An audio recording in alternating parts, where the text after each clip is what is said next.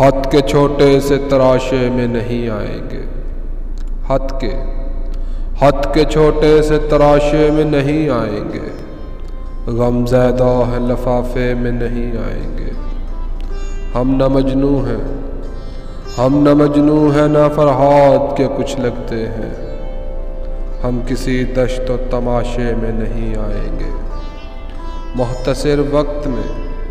मुख्तसर वक्त में ये बात नहीं हो सकती। दर्द इतने हैं कि हलासे में नहीं आएंगे। दर्द इतने हैं कि हलासे में नहीं आएंगे।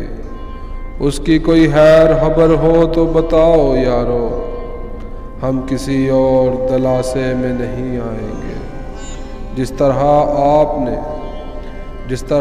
आपने बीमार से रुखसत ली है, साफ लगता है कि जनाजे में नहीं आएंगे।